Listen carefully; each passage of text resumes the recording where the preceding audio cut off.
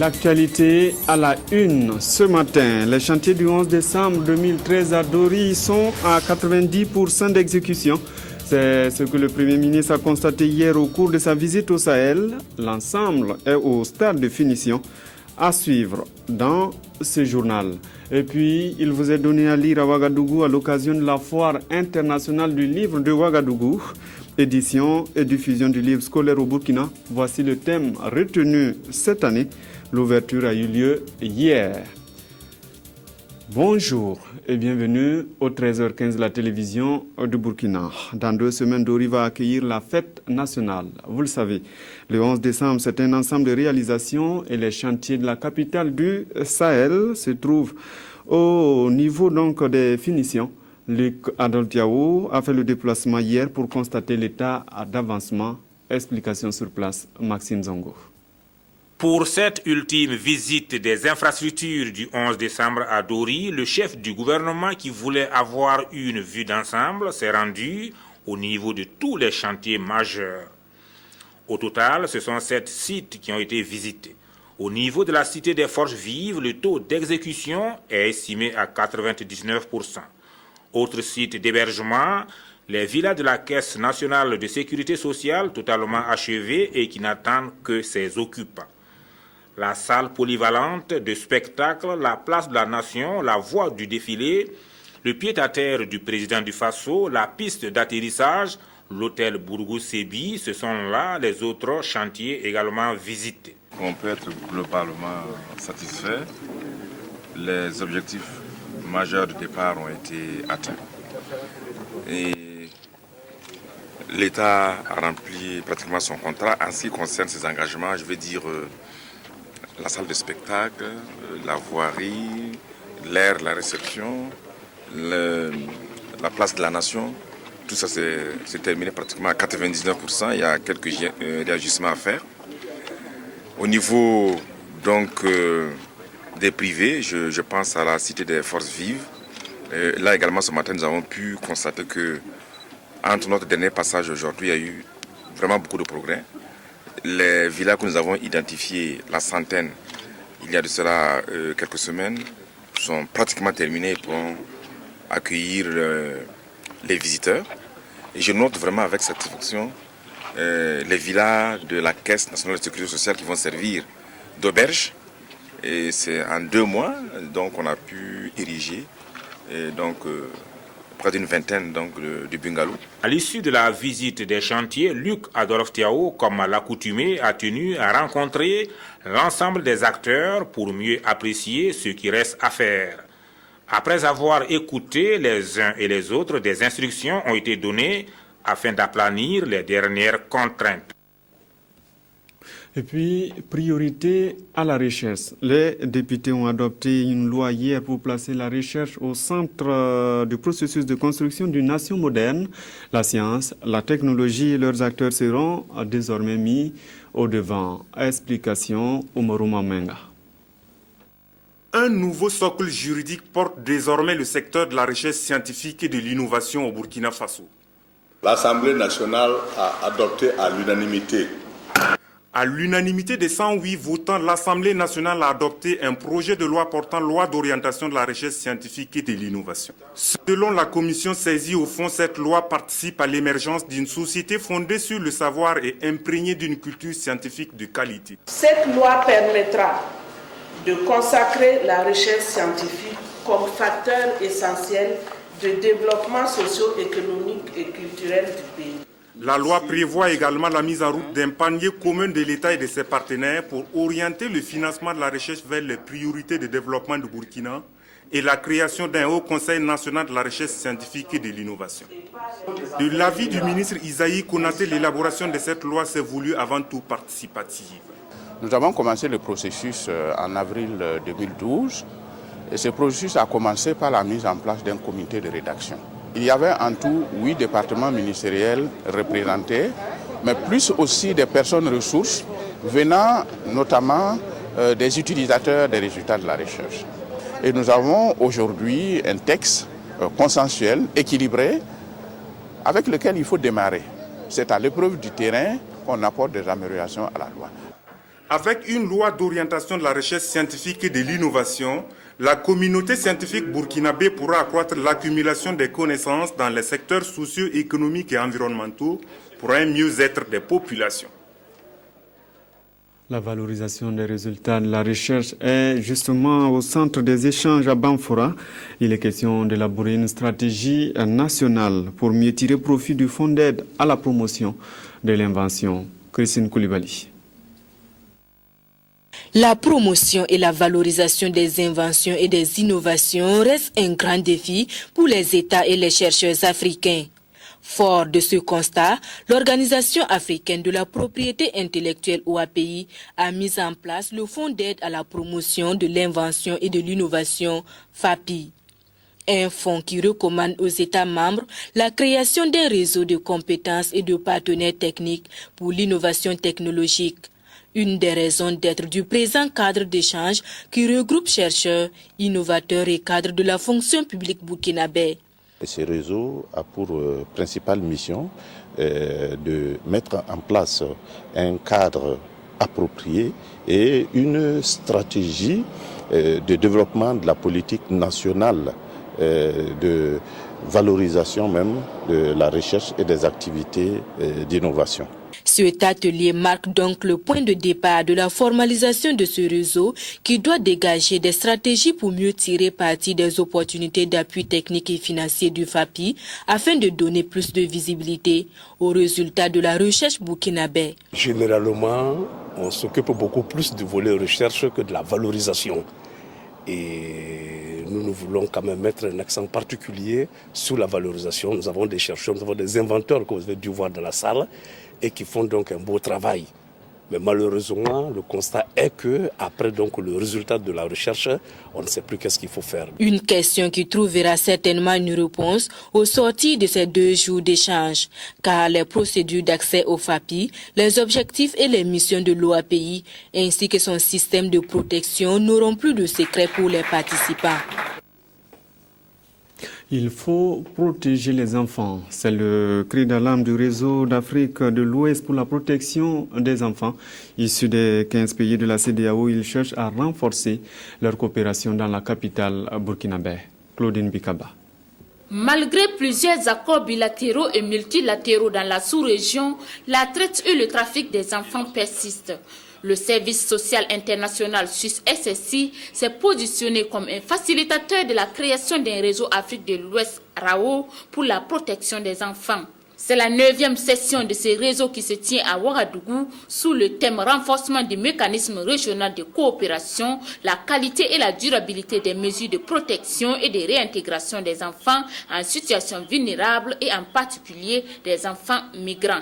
Nous qui sommes les acteurs du mouvement, qui préparons l'avenir de ces enfants, que nous puissions nous retrouver, échanger, et voir dans quelle mesure nous pouvons améliorer nos stratégies afin que cela soit quelque chose de très pertinent et très positif pour la lutte, afin de protéger les enfants africains. L'idée, c'est vraiment assurer un travail opérationnel, c'est-à-dire concrètement avoir une procédure qui permet à chaque enfant qui se trouve dans un autre pays, de réintégrer dans son pays, mais pas seulement de le rapatrier, de le réintégrer réellement en donnant des possibilités à cet enfant. Il s'agira pour ces 80 participants venus d'Europe et de l'Afrique de l'Ouest de travailler sur le renforcement des réseaux au niveau national, de réfléchir sur l'accompagnement des enfants, de travailler sur la manière de mutualiser les ressources en matière de prise en charge, mais également sur la dynamique des accords bilatéraux et multilatéraux. Ce mécanisme d'IRAO est un relais entre l'État et la société civile en vue d'avoir de la qualité dans la prise en charge des enfants vulnérables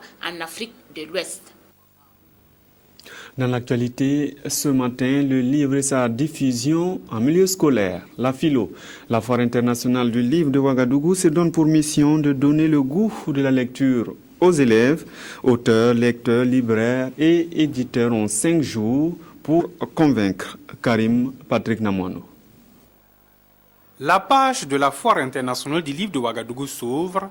Le livre des milliers de lettres de l'alphabet imprimé sur du papier est encore à l'honneur, et ce, pour la 12e fois dans la capitale, Ouagadougou. Écrivain prolixe, l'homme à la plume féconde, Maître Titenga Frédéric Passéré est l'invité d'honneur. Tout comme Chinua Achebe, écrivain émérite du Nigeria, ils auront des journées d'hommage. Tribune de promotion du livre et de la lecture, la Foire internationale du livre de Ouagadougou veut renforcer cette année la lecture auprès du public, de l'éducation, de la formation professionnelle et de la recherche scientifique, d'où la signature de ce protocole d'accord entre les ministres concernés. La Philo 2013, c'est 5 pays invités, 63 stands, des milliers de livres, tous genres confondus qui seront vendus ou exposés, avec une innovation majeure, la promotion des langues nationales. Le gouvernement mène une politique volontariste en matière d'alphabétisation. Nous avons de plus en plus de centres d'alphabétisation, nous avons de nombreux apprenants et je pense que l'une des manières pour créer l'engouement, susciter l'envie justement de se faire alphabétiser en langue nationale, il faut que ces apprenants-là puissent disposer d'ouvrages qui soient en langue nationale. L'édition et la diffusion du livre scolaire au Burkina Faso constituent le thème de réflexion de la philo avec en toile de fond la culture des habitudes de lecture dès la petite enfance et des échanges entre les auteurs et les élèves. L'accord que nous avons signé doit nous permettre effectivement d'envisager assez régulièrement, en tout cas un changement au moins de sélection d'un ensemble de livres d'auteurs, notamment des auteurs burkinabés. Et en ce moment-là, le ministère de chercher effectivement les financements pour effectivement procéder à l'édition de ces livres et soutenir par là les auteurs nationaux et les publications, y compris les éditeurs. Des ateliers d'écriture, des séances de lecture publique, des cafés littéraires sont autant de cadres de rencontres inscrits à l'édition 2013 de la Philo.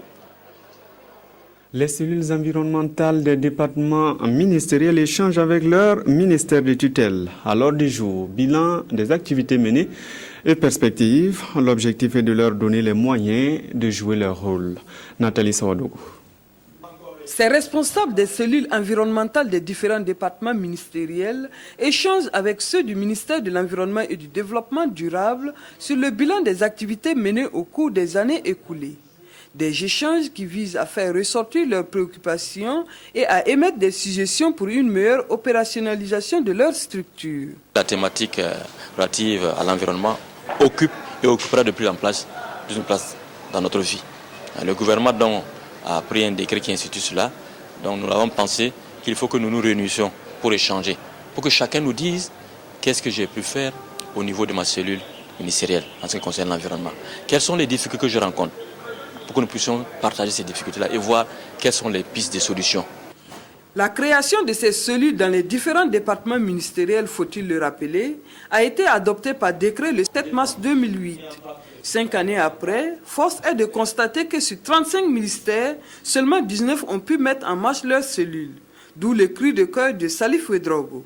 Je les interpelle 3 fois parce que l'environnement, le domaine, la thématique de l'environnement est transversale.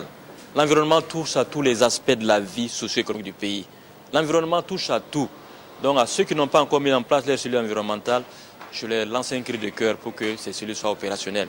S'il y a des difficultés de mise en œuvre, nous sommes prêts pour les aider, pour qu'ensemble nous opérationnalisons ces cellules-là. Les cellules relais ont pour mission de contribuer à la prise en compte des préoccupations environnementales et leur intégration dans la conception et la mise en œuvre des politiques, programmes et projets de développement au sein de leurs départements respectifs. À cet effet, le département de l'environnement prévoit l'institutionnalisation des rencontres périodiques et individuelles avec chaque département, les miniers et les services privés. Bientôt, un film documentaire sur les chemins de fer de l'Afrique de l'Ouest. 5 réalisateurs de la sous-région sont chargés de le réaliser. Le projet porté par le CIRTEF a été présenté hier à Ouagadougou en présence de Abdel Aziz Yaglibou. Lamine Koulibaly du Mali, Mahaman Suleiman du Niger, Mohamed Lamine Sissé de la Côte d'Ivoire, Oumar Ndiaye du Sénégal et Raymond Tendirbego du Burkina. Ce sont ces 5 vétérans de la production audiovisuelle qui ont la noble mission de mettre en commun leur savoir-faire pour traduire en réalité le projet de film documentaire de 90 minutes intitulé « Les chemins de fer en Afrique de l'Ouest entre histoire et espoir ». Un projet porté par le CIRTEF et dont la genèse remonte au CEFOR 2012 à Bujumbura. L'intérêt de cette coproduction internationale retracer l'histoire des chemins de fer, jadis moyen privilégié de désenclavement, d'échange et d'intégration entre les peuples, mais aussi situer les enjeux qu'ils peuvent constituer pour une sous-région aujourd'hui en quête d'un développement durable. La question du chemin de fer est une question assez, assez émotionnelle pour notre sous-région. Qui n'a pas entendu parler de tout ce qu'il y a eu sur le chemin de fer Abidjan-Niger, le Dakar-Bamako. Il y a encore des récits, des anecdotes que nos parents, nos grands-parents se plaisaient à nous raconter sur le chemin de fer. Donc ce n'est pas quelque chose que nous pouvons enterrer comme ça dans la sous-région. À Ouagadougou, les réalisateurs commis à la tâche ont mis à profit la 22e édition de CEFOR pour pousser la réflexion en vue d'élaborer une feuille de route qui va permettre de conduire au mieux ce projet. Chaque réalisateur va faire un travail documentaire, de recherche, de repérage. Et ensuite, il y aura un atelier où tous ensemble, on va mettre en commun ce qu'on a au niveau des recherches afin de faire un scénario commun pour un film de 90 minutes. Nous allons approcher les partenaires financiers pour que cette coproduction, cette première coproduction internationale d'une telle envergure au CIRTEP puisse voir le jour. Prenant en compte les critiques et suggestions de ces professionnels de l'audiovisuel auxquels le projet a été présenté, l'équipe des 5 réalisateurs de la sous-région promet être au rendez-vous du CEFOR 2014 avec le prêt à diffuser. Dans le cadre de ce CEFOR, justement, une exposition se tient à Ouagadougou. Différentes sociétés sont venues présenter du matériel. Adama Koulibaly. Nous sommes ici sur l'aire d'exposition du 22e CEFOR, le séminaire de formation des organismes de radiodiffusion-télévision du monde francophone. Venus d'un peu partout à travers le monde, les différentes sociétés présentes à cette exposition qui se tient à la salle des conférences Ouaga 2000 propose des solutions dans le domaine audiovisuel à l'image de DV International. On présente des solutions de technologie pour les télévisions, tout ce qui est studio, satellite, émetteur, tous les équipements pour les chaînes de télévision. Voilà, on a vu qu'il y avait beaucoup de monde cette année aux conférences et on est très content, on verra tout le monde sûrement sur le stand. Basée en France, la société Isovision, qui fait dans la distribution de produits podcast et l'ingénierie de conception, est présente à ce CEFOR pour établir un partenariat avec des sociétés burkinabées. Nous sommes spécialisés dans l'audiovisuel, donc nous procédons à la distribution de produits techniques et podcasts, l'ingénierie de conception. Nous faisons aussi la réalisation de projets clés en main. Nous sommes installés en France, au Gabon, en Côte d'Ivoire, au Bénin et au Mali, et on aimerait bien être ici au Burkina, être représenté au Burkina. La société Inès, quant à elle déjà présente au Burkina, travaille entre autres dans la création de décors virtuels. Nous avons donc un système de régie TriCaster, les virtuels qui sont déjà en base de données intégrale dans la machine dès le départ. Vous avez la possibilité d'acheter d'autres décors virtuels et bien sûr, là c'est l'idéal, de fabriquer vous-même vos propres décors, ce qui vous permet d'avoir une identité bien particulière pour chaque télévision. Les exposants ont eu parmi les premiers visiteurs le ministre de la Communication, porte-parole du gouvernement Alain-Edouard Traoré, accompagné des responsables de la radiodiffusion-télévision du Burkina. À l'étranger, la France sera bel et bien en Centrafrique pour aider à sécuriser le pays. Les forces françaises viennent soutenir la mission des Nations Unies qui doivent s'installer dans les jours à venir. Pendant ce temps, l'insécurité règne dans les villes. C'est fini pour aujourd'hui. Merci d'avoir suivi ce journal à notre compagnie. À demain.